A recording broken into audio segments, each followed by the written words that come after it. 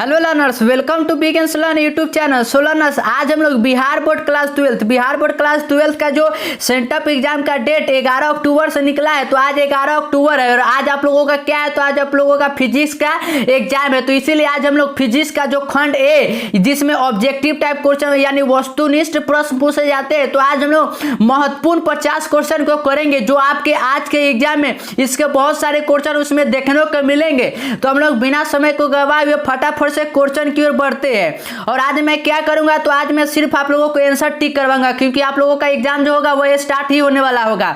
तो पहला क्वेश्चन है कि निम्नलिखित में किस भौतिक राशि का पुनर्वितरण प्रकाश का व्यक्तीकरण होता है? किस राशि का होता है सो पुनर्वितरण प्रकाश का व्यक्तीकरण होता है? तो वह होता है तीव्रता का। ठीक है, तो इसका राइट आंसर जो हो जाएगा ऑप्शन नंबर बी हो जाएगा, तीव्रता का। मैं जल्द से जल्द इस वीडियो को समाप्त करूंगा, क्योंकि आप लोगों का एग्जाम भी है सो स्टार्ट होने वाला होगा। तो क्वेश्चन नंबर 2 की ओर बढ़ते हैं। तो 2 इस प्रकार से है कि फोटोन का विराम द्रव्यमान होता है, जो फोटोन होता है उसका विराम द्रव्यमान कितना होता है?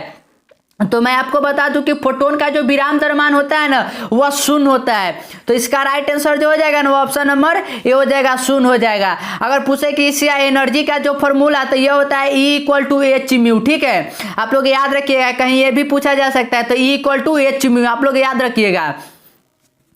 क्वेश्चन नंबर 3 की ओर बढ़ते हैं। तो 3 इस प्रकार से कि बोर का आवर्ती शर्त होता है, जो बोर ने दिया था उसमें पूछ रहा है कि आवर्ती शर्त होता है, आवृत्ति जो होता है उसका शर्त क्या होता है? तो इसका जो शर्त होता है ना, वह होता है E1 - E2 = h/μ। तो इसका राइट आंसर जो हो जाएगा ना, वो ऑप्शन नंबर बी हो जाएगा। तो मैं टिक लगाते चल रहा हूँ, आंसर आप लोग याद करते चलिएगा। क्वेश्चन नंबर 4 इस प्रकार से कि सौर ऊर्जा का स्रोत होता है, जो सौर ऊर्जा जो हमें सूर्य से रोशनी मिलता है, जो एनर्जी मिलता है, उसका स्रोत क्या होता है? तो सौर ऊर्जा का जो स्रोत होता है ना, वो होता है नाभिकीय संलयन। क्या होता है? नाभिकीय संलयन। तो इसका राइट आंसर जो हो जाएगा ना, ऑप्शन नंबर डी हो जाएगा, नाभिकीय संलयन। आप लोग इसे याद करते चलिएगा। क्वेश्चन नंबर 5 की ओर फटाफट से बढ़ते हैं। तो क्वेश्चन नंबर 5 इस प्रकार से है ना कि विद्युत का सबसे अच्छा चालक निम्नलिखित में कौन है? विद्युत जिससे प्रवाह होता है उसका सबसे अच्छा चालक कौन सा होता है? ये तो बहुत ईजी है, ये तो आपको सबको मालूम होना चाहिए। तो सबसे अच्छा जो चालक होता है विद्युत का, वो कौन सा होता है? तो वह होता है चांदी। कौन होता है?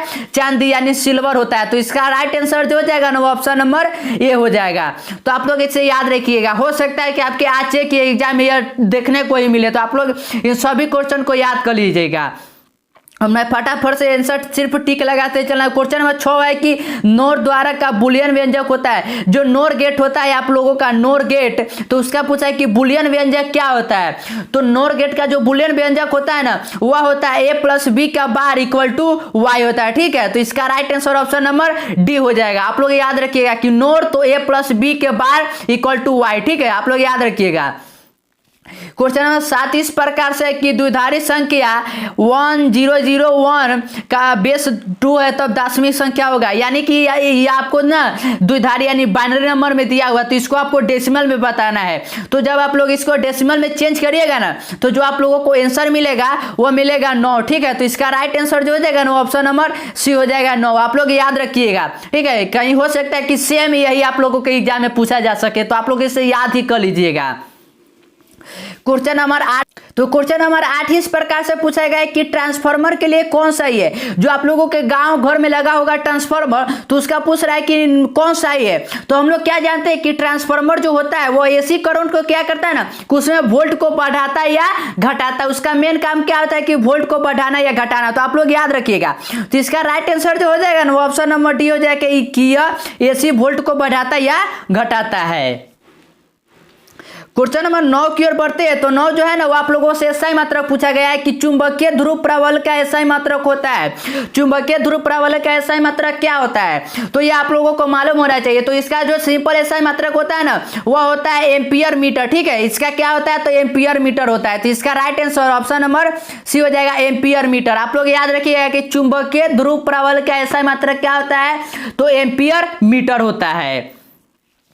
क्वेश्चन नंबर 10 की ओर बढ़ते हैं। तो 10 इस प्रकार से है कि पृथ्वी के चुंबकीय ध्रुव पर नमन कोण का मान होता है, यानी जो हमारा पृथ्वी है उसके चुंबकीय ध्रुव पर नमन कोण का मान कितना होता है। ये तो बहुत ईजी है, आप लोगों को मालूम होना चाहिए। तो चुंबकीय ध्रुव पर जो नमन कोण का मान होता है ना, वो कितना होता है, तो वह होता है 90 डिग्री। आप लोग याद रखिएगा कि उस पर कितना मान होता है, तो वो होता है 90 डिग्री। और 90 डिग्री कहां पर दिया हुआ है, तो ये हमारे ऑप्शन नंबर बी में दिया हुआ है। तो इसका राइट आंसर जो हो जाएगा ना, ऑप्शन नंबर बी ही हो जाएगा। क्वेश्चन नंबर 11 की ओर बढ़ते हैं। और ये सभी क्वेश्चन है ना बहुत ही बीबीआई क्वेश्चन है और सभी गेस किए हुए क्वेश्चन है। तो आप लोग सभी क्वेश्चन को ना आप लोग याद करके जाइएगा, ठीक है। आप लोगों को एग्जाम में इसी पीडीएफ से कितने क्वेश्चन टकराएंगे आज, ठीक है। तो पूछा गया 11 में कि निर्वात की चुंबकीय प्रवृत्ति का मान होता है, यानी जो वैक्यूम होता है उसमें पूछ रहा है कि चुंबकीय प्रवृत्ति का मान कितना होता है, ठीक है। तो जो निर्वात में होता है ना उसमें चुंबकीय प्रवृत्ति का मान होता है, वह होता है कितना, तो वह होता है 0, ठीक है। आप लोग याद रखिए कि कितना होता है, तो 0 होता है। आप लोग ऐसे कर कर याद रख सकते हैं कि निर्वात को हम लोग 0 भी कहते हैं ना, आप लोग पढ़े हुएगा कि निर्वात को हम लोग 0 भी कहते हैं। तो आप लोग याद रखिएगा कि चुंबकीय प्रवृत्ति का भी मान कितना होता है, तो 0 होता है। क्वेश्चन नंबर 12 की ओर बढ़ते हैं। तो 12 इस प्रकार से कि चुंबकीयशीलता जिसे म्यू से डिनोट करते हैं, ठीक है, के लिए निम्नलिखित में कौन संबंध सही है, यानी म्यू के बीच ना आप लोगों से संबंध पूछा है। तो म्यू के लिए जो संबंध हो जाएगा ना, वह हो जाएगा क्या कि म्यू इक्वल टू बी बटा में एच। और बी क्या है, तो बी है चुंबकीय क्षेत्र, ठीक है। आप लोग याद रखिएगा। तो इसका कहां पर दिया हुआ है, तो यह दिया हुआ है हमारे ऑप्शन नंबर बी में। तो इसका राइट आंसर जो हो जाएगा ना, ऑप्शन नंबर बी हो जाएगा। आप इन सभी को याद करते चलिएगा। क्वेश्चन नंबर 13 जो है ना, वह इस प्रकार से कि चुंबकीय यामोत्तर में पार्थिव चुंबकीय क्षेत्र बी नंबर कोण और कहती है कि बी क्षैतिज घटक बी एच और बी का उदर घटक बी डब्ल्यू हो, तो निम्नलिखित में कौन सही है। इन सभी के बीच ना आप लोगों से रिलेशन पूछा गया, ठीक है। तो रिलेशन आप लोग सिंपल याद रखिएगा क्या कि बी एच इक्वल टू होता है बी कॉस, ठीक है। तो इसका राइट आंसर जो है ऑप्शन नंबर ए हो जाएगा। तो आप लोग इसे याद कर लीजिएगा, ठीक है। आप लोगों को उतना प्रूफ नहीं करना, अभी आप लोग सिंपल याद रख लीजिएगा। क्वेश्चन नंबर 14 की ओर बढ़ते हैं। तो 14 इस प्रकार से कि विद्युत चुंबकीय तरंग के लिए संचरण की दिशा होता है, यानी जो विद्युत चुंबकीय तरंग होता है उसके संचरण की दिशा आप लोगों से पूछा गया, ठीक है। तो इसका जो संचरण का दिशा होता है ना, वह होता है ई क्रॉस बी के समानांतर, ठीक है, ई क्रॉस बी के समानांतर। तो इसका राइट आंसर जो हो जाएगा ना, ऑप्शन नंबर डी हो जाएगा, ई क्रॉस बी के समानांतर। ई क्या है, तो ये इलेक्ट्रिक फील्ड है, और बी क्या है, तो बी है मैग्नेटिक फील्ड। आप लोग याद रखिएगा। क्वेश्चन नंबर 15 जो है ना, ये बहुत इजी क्वेश्चन है कि वोल्ट मीटर मापता है। वोल्ट मीटर क्या मापता है, ये तो सिंपल क्वेश्चन है कि वोल्ट मीटर है तो विभवांतर कैसा मात्रा क्या होता है, तो वोल्ट होता है। तो इसको कौन मापेगा, तो विभवांतर मापता है। तो इसका राइट आंसर जो हो जाएगा ना, ऑप्शन नंबर बी हो जाएगा, विभवांतर। वोल्ट मीटर और क्या मापता है, तो यह मापता है विभवांतर। आप लोग इसे याद रखिएगा कि वोल्ट मीटर क्या मापता है, तो विभवांतर। क्वेश्चन नंबर 16 की ओर बढ़ते हैं। तो 16 इस प्रकार से पूछा गया और बहुत ईजी क्वेश्चन है कि 1/4 पाई एप्सिलॉन नॉट का मान होता है। जो 1/4 पाई एप्सिलॉन नॉट, जो अब आपने कूलाम का नियम पढ़ा होगा, तो वहां पर एक कांस्टेंट जुड़ता है, तो वह यही कांस्टेंट होता है, तो उसी का मान पूछा गया, ठीक है। तो इसका जो मान होता है ना, वह कितना होता है, वह होता है 9 गुने 10⁹ न्यूटन मीटर स्क्वायर पर कूलम्ब स्क्वायर, ठीक है। न्यूटन मीटर स्क्वायर पर कूलम्ब स्क्वायर। आप लोग मात्रक याद रखिएगा, ठीक है। और यह कहां पर दिया हुआ है, तो यह हमारे ऑप्शन नंबर बी में दिया हुआ है। तो इसका राइट आंसर जो हो जाएगा ना, वो ऑप्शन नंबर ए हो जाएगा, 9 × 10⁹ न्यूटन मीटर स्क्वायर पर कूलम्ब स्क्वायर। आप लोग याद रखिएगा, इसका मात्रक में ही आप लोग प्रॉब्लम मतलब कि गलती करके आते हैं, तो आप लोग ध्यान से रखिएगा। क्वेश्चन 17 की बढ़ते हैं ना। तो 17 जो है ना, वह इस प्रकार से कि निम्नलिखित में कौन सा बंध सही है कि विद्युत चुंबकीय तीव्रता आपने पढ़ा होगा, तो उसी का फॉर्मूला पूछा गया, ठीक है। तो उसका जो फॉर्मूला होता है वह क्या होता है, तो उसका जो फॉर्मूला होता है वह होता है कि E = F/Q। ये आप लोगों ने तो पढ़ा ही होगा कि E = क्या होता है, F/Q। और यह कहाँ पर दिया हुआ है, तो यह हमारे ऑप्शन नंबर ए में दिया हुआ है। तो इसका राइट आंसर जो हो जाएगा ना, ऑप्शन नंबर ए हो जाएगा, E = F/Q। आप इन सभी को अभी के अभी याद कर लीजिएगा, क्योंकि आपके अभी जो एग्जाम स्टार्ट होने वाला उसमें टकराएगा ही टकराएगा। क्वेश्चन नंबर 18 की बढ़ते हैं ना। तो 18 इस प्रकार से कि विद्युत विभव बराबर होता है, जो विभव होता है जिसका फॉर्मूला जिसे V से डिनोट करते हैं, तो उसका पूछा गया है कि बराबर किसके होता है, तो V = किसके होता है, यह होता है W/Q। क्या होता है, W/Q। तो इसका राइट आंसर जो हो जाएगा ना, ऑप्शन नंबर बी हो जाएगा, W/Q। क्यू होता है। लेकिन अगर इसका एसआई मात्रक पूछे तो सिंपल आप लोग बताइए कि वोल्ट, लेकिन अगर वोल्ट ना हो तो क्या हो जाएगा कि जूल बट्टा में कूलम। तो आप लोग ये भी याद रखिएगा कि वोल्ट नहीं तो जूल बट्टा में कूलम एसआई मात्रक होता है, ये भी कहीं पूछा जा सकता है। क्वेश्चन नंबर 19 के बढ़ते हैं। तो 19 इस प्रकार से कि विद्युत उर्ध्व आघूर्ण का एसआई मात्रक होता है। बहुत इजी क्वेश्चन है कि विद्युत उर्ध्व आघूर्ण का एसआई मात्रक क्या होता है। तो आप लोगों ने विद्युत उर्ध्व आघूर्ण का फॉर्मूला पढ़ा होगा कि क्या है कि P इक्वल टू होता है Q इंटू 2L। ठीक है, ये आप लोग फॉर्मूला पढ़ेगा, फॉर्मूला भी आप लोग याद रखिएगा। और Q क्या है तो Q आवेश, और आवेश का एसआई मात्रक क्या होता है तो कूलम होता है। और L क्या है तो लंबाई, और लंबाई को किस में मापते हैं तो मीटर में। तो क्या हो जाएगा कि कूलम मीटर, और कूलम मीटर जो हो जाएगा ना वो हम लोगों का राइट आंसर हो जाएगा।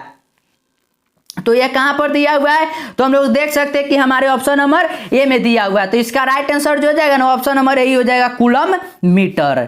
तो आप लोग इसे याद करते चलिएगा। क्वेश्चन नंबर 20 इस प्रकार से कि 1 फैराडे बराबर होता है। 1 फैराडे बराबर क्या होता है, यही आप लोगों से सिंपल पूछा गया है। तो 1 फैराडे बराबर किसके होता है तो यह होता है कूलम पर वोल्ट के। ठीक है, तो इसका राइट आंसर जो जाएगा ना ऑप्शन नंबर सी हो जाएगा, 1 कूलम पर वोल्ट का। आप लोग रिलेशन याद रखिएगा क्या कि Q इक्वल टू होता है CB। ये भी रिलेशन आप लोग याद रखिएगा धारिता के लिए, ये भी कहीं पूछा जा सकता है। क्वेश्चन नंबर 21 की ओर बढ़ते हैं। और हाँ, अगर आप लोगों को लग रहा है कि ये क्वेश्चन आपके एग्जाम में टकराएगा तो आप लोग क्या करिए ना कि वीडियो को जल्दी से जल्दी लाइक कर दीजिए, और साथ ही साथ अपने दोस्तों को शेयर कर दीजिए जो अभी एग्जाम देने जा रहे हैं। और लास्ट में क्या करेगा ना कि चैनल को सब्सक्राइब कर लीजिएगा, क्योंकि अभी तो फिजिक्स क्या करवा रहे हैं, फिर बायोलॉजी, जो भी आप लोगों का होगा सेंटर एग्जाम का शेड्यूल, उसके अनुसार हम लोग डेली के डेली क्वेश्चन करेंगे। तो आप लोग चैनल को सब्सक्राइब कर लीजिएगा। तो क्वेश्चन नंबर 21 है ना वो इस प्रकार से कि आवेशी चालक की स्थिति ऊर्जा होता है। जो आवेशी चालक होता है उसका स्थिति ऊर्जा कितना होता है तो ये मैंने बार बार रिपीट करते हैं, तो ये कितना होता है तो ये होता है हाफ CB²। कितना होता है हाफ CB²। इस पर आप लोगों से न्यूमेरिकल भी पूछा जाता है। ठीक है, तो आप लोग फॉर्मूले को याद रखिएगा, अगर न्यूमेरिकल पूछा जाए तो न्यूमेरिकल को भी आप लोग इजिली बना सकते हैं। तो यह कहाँ पर दिया हुआ है तो यह हमारे ऑप्शन नंबर बी में दिया हुआ है। तो इसका राइट आंसर जो हो जाएगा ना ऑप्शन नंबर बी हो जाएगा, हाफ CB²। क्वेश्चन नंबर 22 की ओर बढ़ते हैं ना। तो 22 इस प्रकार से पूछा गया है कि प्रतिरोधों के समानांतर क्रम में निम्नलिखित में कौन राशि समान रहती है। यानी कि जब प्रतिरोध को आप लोग समान जोड़ते हैं, प्रतिरोध का मैं आप लोगों को बता देता हूं कि समानांतर क्रम का फॉर्मूला क्या होता है। यह होता है 1/RS equal to 1/R1 plus 1/R2, ऐसे ऐसे डॉट डॉट जाते रहता है। ठीक है, तो वहीं पर पूछा है कि कौन सा राशि जो होता है ना वह समान होता है। तो इसमें कौन राशि समान होता है, इसमें होता है विभवांतर। आप लोग याद रखिए कि समानांतर क्रम में पूछे कि कौन राशि समान तो विभवांतर, लेकिन श्रेणी क्रम में पूछे तो धारा। लेकिन हमें यहां पर पूछा समानांतर, तो इसका राइट आंसर हो जाएगा ऑप्शन नंबर ए, विभवांतर, पोटेंशियल डिफरेंट। क्वेश्चन नंबर 23 की ओर बढ़ते हैं ना। तो 23 इस प्रकार से कि 1 हेनरी बराबर होता है। यह बहुत ही जो करते हैं कि 1 हेनरी बराबर कितना होता है, आप लोग फटाफट से बताइए कि 1 हेनरी बराबर तो यह होता है 10⁻³ मीटर पर हेनरी। ठीक है, तो इसका राइट आंसर जो जाएगा ना ऑप्शन नंबर ए हो जाएगा, 10⁻³। आप लोग याद रखिएगा। क्वेश्चन नंबर 24 की ओर बढ़ते हैं। तो क्वेश्चन नंबर 24 इस प्रकार से कि रेडियो एक्टिव तत्व के लिए निम्नलिखित में कौन सही है। जो रेडियो एक्टिव एलिमेंट होते हैं, ठीक है, उसके लिए कौन सा सही है वही आप लोगों से पूछा गया है। तो इसके लिए जो सही हो जाएगा ना वो हो जाएगा कि TA इक्वल टू λ/0.6931। ठीक है, आप लोग याद रखिएगा कि TA इक्वल टू λ/0.6931। आप लोग याद रखिएगा। आप लोग सिंपली अभी याद कर लीजिए, बाद में हम लोग इसे डिस्कस करते रहेंगे। क्वेश्चन नंबर 25 इस प्रकार से कि निम्नलिखित में कौन सही है। फिर यहाँ पर आप लोगों से बाइनरी और डेसिमल में पूछा गया है। तो इसमें जो सही हो जाएगा ना वो आप लोग इसे बाद में चेक कर लीजिएगा। ये हो जाएगा ऑप्शन नंबर ए हो जाएगा। ऑप्शन नंबर ए जो है ना वह सही है। ठीक है, 12 जो दिया हुआ है आप लोगों को यहाँ पर डेसिमल में, उसको जब आप लोग बाइनरी में चेंज करिएगा तो ऑप्शन नंबर ए ही मिलेगा। ठीक है, तो इसका right answer option number A हो जाएगा।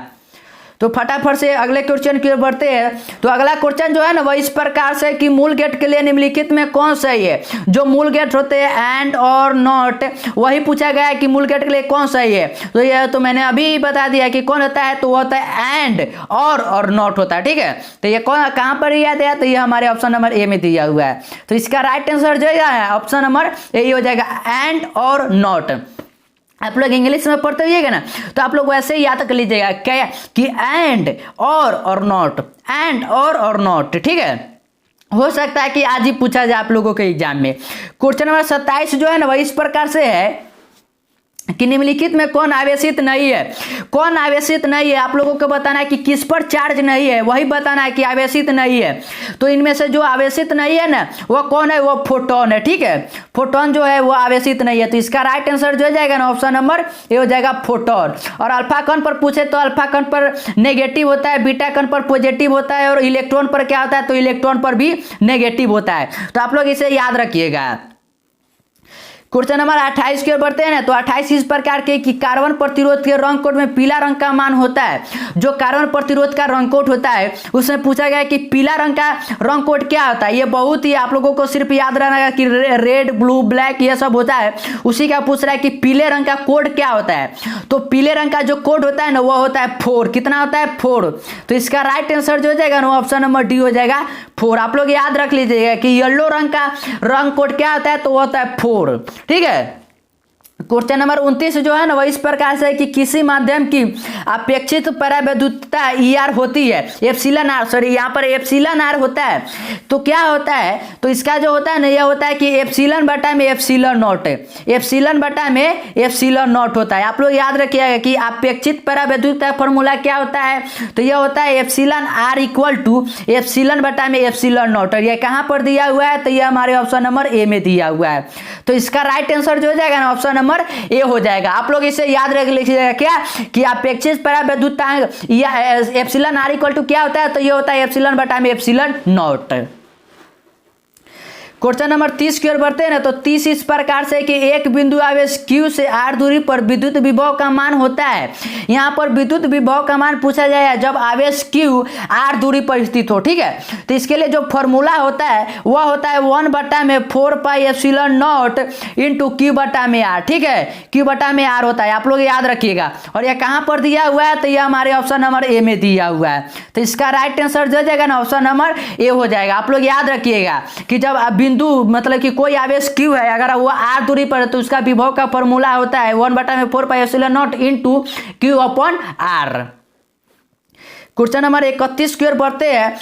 तो 31 जो है ना ये बहुत ही इंपॉर्टेंट है। ये आप लोगों के 18, 21 और कह सकते हैं कि जो ऐसे जो एग्जाम होता है उन सभी में पूछा गया है। तो यह है कि आवेश का पृष्ठ घनत्व बराबर होता है। आवेश का पृष्ठ घनत्व किसके बराबर होता है, ये तो बहुत ही इजी क्वेश्चन है। ये मैंने इसके पहले वाले वीडियो में भी बताया। तो ये क्या होता है कि Q बटा में A के इक्वल टू होता है, जहाँ Q क्या हो गया तो आवेश हो गया और A क्या हो गया तो क्षेत्रफल हो गया। और ये कहाँ पर दिया हुआ है, तो ये हमारे ऑप्शन नंबर बी में दिया हुआ है। तो इसका राइट आंसर जो हो जाएगा ना वो ऑप्शन नंबर बी हो जाएगा। आप लोग याद रखिए पृष्ठ घनत्व। ठीक है, तो कुल आवेश बटा में कुल क्षेत्रफल। क्वेश्चन नंबर 32 की ओर पढ़ते हैं ना। तो 32 इस प्रकार से पूछा गया है कि पानी का परावैद्युतांक स्थिरांक होता है। जो पानी वाटर होता है उसका परावैद्युत स्थिरांक क्या होता है। ठीक है, तो उसका जो परावैद्युत स्थिरांक होता है ना वह होता है 80। कितना होता है, तो 80 यानी 80 होता है। तो इसका राइट आंसर जो जाएगा ना ऑप्शन नंबर ए हो जाएगा 80। क्वेश्चन नंबर 33 की ओर बढ़ते हैं। तो 33 इस प्रकार से कि r त्रिज्या की पृथ्वी की वैद्युतधारिता होती है। अगर जैसे कि हमारा ये पृथ्वी है, ठीक है, अगर उसका रेडियस r है तो वही पूछा गया कि उसकी धारिता कितना होता है। तो मैं आप लोगों को इसका फॉर्मूला बता देता हूँ। ठीक है, इसका जो फॉर्मूला होता है वो होता है 4 पाई एप्सिलॉन नॉट r होता है, एप्सिलॉन नॉट r होता है। आप लोग याद रखिएगा। इस पर आप लोगों से न्यूमेरिकल भी पूछा जा सकता है। यहाँ पर r का मान आप लोगों को दे देगा, कहेगा कि 10 किलोमीटर रेडियस या 10 मीटर रेडियस, और उसके बाद पूछेगा कि धारिता। तो आप लोग इस फॉर्मूले में बैठाकर आप लोग मान निकाल सकते हैं। और ये कहां पर है, तो ये हमारे ऑप्शन नंबर बी में दिया हुआ है। तो इसका राइट आंसर जो हो जाएगा ना ऑप्शन नंबर बी ही हो जाएगा। क्वेश्चन नंबर 34 की ओर बढ़ते हैं। तो 34 इस प्रकार से है और ये भी इंपॉर्टेंट है लेकिन बहुत ही इजी क्वेश्चन है कि 1 एम्पियर बराबर होता है। 1 एम्पियर बराबर कितना होता है, तो ये आप लोगों को फॉर्मूला याद होना चाहिए। फॉर्मूला क्या होता है कि Q इक्वल टू होता है IT। ठीक है, ये तो आप लोगों ने पढ़ा होगा। Q इक्वल टू IT होता है और हमें क्या है कि एम्पियर, एम्पियर क्या होता है तो धारा होता है। तो धारा यानी I निकलना है, तो ये हो जाएगा I इक्वल टू Q बटा में T। ठीक है, T बटा में चला जाएगा। और Q क्या है तो कूलम्ब है और T क्या है तो समय यानी सेकेंड है। और यह कहां पर दिया हुआ है, तो यह हमारे ऑप्शन नंबर ए में दिया हुआ है। तो ऑप्शन नंबर ए जो हो जाएगा ना यही राइट आंसर हो जाएगा कि 1 कूलम्ब बटा में 1 सेकेंड। ठीक है, आप लोग याद रखिएगा। आप लोग सिर्फ फॉर्मूला यह याद रखिएगा ना, तो इसका ऐसा मात्र चाहे फॉर्मूला या कुछ भी पूछे तो आप लोग बता सकते हैं Q इक्वल टू IT। ठीक है, क्वेश्चन नंबर 35 की ओर बढ़ते हैं ना, तो 35 इस प्रकार से पूछा गया है कि विद्युत वाहक की इकाई है, जो विद्युत वाहक बल होता है उसकी इकाई पूछा गया है। ठीक है, तो विद्युत वाहक बल की जो इकाई होता है वो वोल्ट के बराबर होता है। ठीक है, तो ये इसका राइट आंसर जो हो जाएगा ना ऑप्शन नंबर सी हो जाएगा, वोल्ट।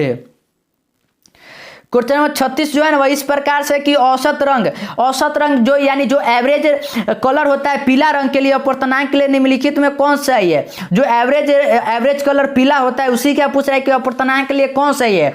तो इसके लिए जो सही हो जाएगा ना वो हो जाएगा कि mu equal to mu R plus mu B बटा में 2, और यही जो हो जाएगा यही राइट आंसर हो जाएगा। तो आप लोग इसे याद रखिएगा कि mu R plus mu B बटा में 2।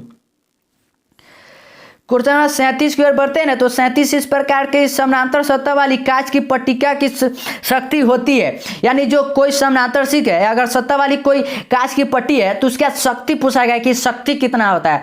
तो उसका जो शक्ति होता है ना आप लोग याद रखिएगा कि शून्य होता है। कितना होता है? शून्य होता है। तो इसका राइट आंसर जो जाएगा ना ऑप्शन नंबर बी हो जाएगा, शून्य। क्वेश्चन नंबर 38 की ओर बढ़ते हैं, तो 38 ना इस प्रकार से पूछा गया है कि कोणीय वन विक्षेपण बराबर होता है। कोणीय वन विक्षेपण बराबर क्या होता है, यह भी फॉर्मूला ही है। तो आप लोगों के लिए फिजिक्स का जो भी फॉर्मूला है ना वो आपके एग्जाम के लिए बहुत ही इंपॉर्टेंट है। तो फॉर्मूला अगर आप लोग रिवीजन अभी कर पाए तो कर लीजिएगा, नहीं तो अभी तो मैं क्वेश्चन करवा रहा हूँ, इससे क्वेश्चन ही टकराएंगे। तो ये किसके बराबर होता है? यह होता है mu B minus mu R into A K बराबर होता है। तो आप लोग याद रखिएगा कोणीय वन विक्षेपण का। ठीक है, और औसत का तो मैंने बता ही दिया कि mu R plus mu B बटा में 2। तो ये दोनों आपके एग्जाम के लिए बहुत ही इंपॉर्टेंट है। क्वेश्चन नंबर 39 इस प्रकार से है। और हाँ, अगर अभी तक आपने अपने दोस्तों को साथ वीडियो को शेयर नहीं किया ना तो आप लोग जल्दी से जल्दी वीडियो को दोस्तों के साथ शेयर कर दीजिए। ठीक है, ताकि वो भी अपने जब एग्जाम हॉल में बैठे तो क्वेश्चन सभी के सभी छपे मिल ले और हाली वो टिक मार दे। ठीक है, तो क्वेश्चन नंबर 39 है ना वह इस प्रकार से कि खगोलीय दूरदर्शन के लिए निम्नलिखित में कौन सही है। यानी जो खगोलीय दूरदर्शन यानी टेलीस्कोप होता है उसके लिए कौन सही है। ठीक है, आप लोगों को बताना है। तो इसके लिए जो सही हो जाएगा ना वह हो जाएगा एफओ ग्रेटर देन होता है एफपी के।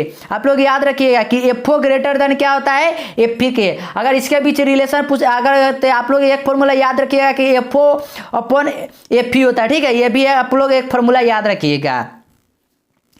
क्वेश्चन नंबर 40 जो है ना वह इस प्रकार से कि हवा में एप्सिलॉन आर का मान होता है। जो हवा में एप्सिलॉन आर का यानी अपेक्षित परावैद्युतांक का मान पूछा गया है कि हवा जो है एयर उसका अपेक्षित परावैद्युतांक का मान। ईआर मतलब क्या होता है? ईआर का मैंने फॉर्मूला ईआर बात तो बोल रहे हैं। एप्सिलॉन आर का फॉर्मूला मैंने क्या बताया आपको कि एप्सिलॉन बटा में एप्सिलॉन नॉट। ठीक है, सॉरी यहाँ पे एप्सिलॉन बटा में एप्सिलॉन नॉट। आप लोग याद रखिएगा ये एप्सिलॉन आर क्या है? तो यह है अपेक्षित परावैद्युतांक। तो हवा का क्या होता है अपेक्षित परावैद्युतांक? तो हवा का जो होता है ना वह होता है 1। आप लोग याद रखिएगा कितना होता है? तो 1 होता है। तो right answer option number C हो जाएगा 1। क्वेश्चन नंबर 41 की ओर बढ़ते हैं ना, तो क्वेश्चन नंबर 41 इस प्रकार से कि विद्युत क्षेत्र में एक आवेशित कण पर लगने वाला बल का मान होता है। यानी कि अगर विद्युत क्षेत्र है तो उस पर लगने वाले बल का मान क्या होता है? तो मैंने आपको फॉर्मूला बताया था क्या कि E इक्वल टू होता है एफ बटा में क्यू। ठीक है, E इक्वल टू एफ बटा में क्यू होता है। और हमें यहाँ पर क्या है कि बल का मान निकालना है, यानी एफ का मान निकालना है। तो अगर हमें एफ का मान निकालना है तो क्यू से हम लोग उधर गुना करवा देंगे, तो यह हो जाएगा F equal to E Q. और ई क्यू जो हो जाएगा वही हो जाएगा राइट आंसर। और ई क्यू के यहाँ पर दिया हुआ है तो हम लोग देख सकते हैं कि हमारे ऑप्शन नंबर ए में दिया हुआ है। तो इसका राइट आंसर जो हो जाएगा ना ऑप्शन नंबर ए हो जाएगा क्यू ई या ई क्यू। ठीक है, क्वेश्चन नंबर 42 की ओर बढ़ते हैं, तो 42 इस प्रकार के कि चित्र ए और बी में बीच समतुल्य धारिता है। आप लोगों से समतुल्य धारिता पूछा गया है। आप लोग देखिएगा तो ये क्या है कि ये श्रेणी क्रम में जुड़ा है। ठीक है, और श्रेणी क्रम के जो धारिता जोड़ने का फॉर्मूला होता है वह क्या होता है कि 1 बटा में C1। तो यहाँ पर C है, वो यहाँ पर भी क्या है 1 बटा में C। और इस जमीनों का आप लोग जब सॉल्व करिएगा तो यह हो जाएगा क्या कि 2 बटा में C। और 2 बटा में C जो हो जाएगा ना वही हम लोगों का राइट आंसर हो जाएगा। और 2 बटा में C कहाँ पर दिया हुआ है? तो हम लोग देख सकते हैं कि हमारे ऑप्शन नंबर डी में दिया हुआ है। तो इसका right answer option number D हो जाएगा 2 बटा में सी। क्वेश्चन नंबर 43 की ओर बढ़ते हैं, तो 43 जो है ना बहुत ही इंपॉर्टेंट क्वेश्चन है। यह बार बार आपको एग्जाम में पूछा जाता है कि प्रकाश वर्ष जो लाइट ईयर होता है वो भौतिकी राशि किस भौतिकी राशि का मात्रक है? बताइए कि जो प्रकाश वर्ष होता है वह किस भौतिकी राशि का मात्रक है? तो हम लोग प्रकाश वर्ष से क्या मापते हैं? तो दूरी मापते हैं। तो यह किसका है? तो दूरी का। तो इसका राइट आंसर जो हो जाएगा ना वो ऑप्शन नंबर ए हो जाएगा दूरी का, डिस्टेंस का है। क्वेश्चन नंबर 44 की ओर बढ़ते हैं। तो 44 इस प्रकार से कि एक सरल सूक्ष्मदर्शी में बना हुआ प्रतिबिंब होता है, यानी जो एक सिंपल माइक्रोस्कोप होता है, ठीक है, तो वही पूछा गया है कि उसके द्वारा जो प्रतिबिंब बनता है वो कैसा प्रतिबिंब बनता है। तो उसके द्वारा जो प्रतिबिंब बनता है ना वो बनता है काल्पनिक और सीधा बनता है, काल्पनिक और सीधा। तो इसका राइट आंसर जो हो जाएगा ना ऑप्शन नंबर ए हो जाएगा, काल्पनिक और सीधा। आप लोग याद रखिएगा कि सरल सूक्ष्मदर्शी से कैसा बनता है, तो बनता है काल्पनिक और सीधा।